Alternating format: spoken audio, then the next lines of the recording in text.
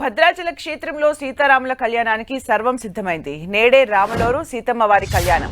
శ్రీరామనవమి సందర్భంగా ఈ మహాద్భుత ఘట్టాన్ని వీక్షించేందుకు తెలుగు రాష్ట్రాల నుంచే కాకుండా ఇతర రాష్ట్రాల నుంచి పెద్ద సంఖ్యలో భక్తులు భద్రాచలానికి చేరుకుంటున్నారు.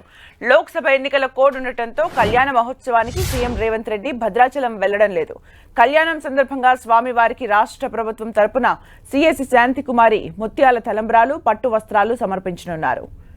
శ్రీరామనవమి సందర్భంగా శ్రీ సీతారామచంద్రస్వామి ఆలయాన్ని విద్యుత్ దీపాలతో అలంకరించారు.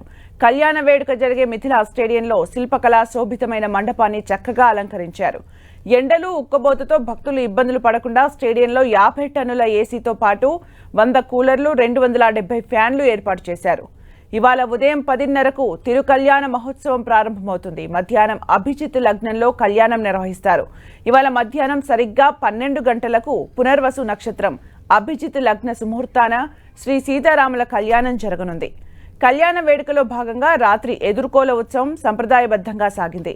ప్రభుత్వం తరపున స్వామివారికి శాంతికుమారి దంపతులు పట్టు వస్త్రాలు సమర్పించారు.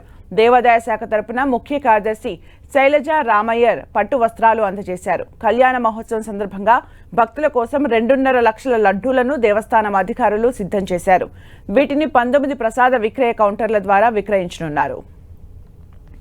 మిథిలా స్టేడియంలోనే రేపు శ్రీరామ మహాపట్టాభిషేకం నిర్వహించనున్నారు. స్వామివారి కళ్యాణం, పట్టాభిషేకాన్ని తిలకించేందుకు భద్రాద్రి తరలివచ్చే భక్తుల కోసం ఏర్పాట్లపై అధికారులతో సిఎస్ శాంతికుమారి భద్రాచలం ఐటీడీఏ కార్యాలయంలో సమీక్ష నిర్వహించారు. కళ్యాణం సందర్భంగా కొత్తగూడెం జిల్లా ఎస్పీ రోహిత్ రాజ్ పర్యవేక్షణలో 1800 మందికి పైగా పోలీసులు బందోబస్తు నిర్వహిస్తున్నారు. మరోవైపు శ్రీరామనవమిని పురస్కరించుకుని భక్తులకు ఇవాళ మూలవరుల దర్శనాన్ని ఉచితంగా కల్పించనున్నట్లు దేవస్థానం తెలిపింది.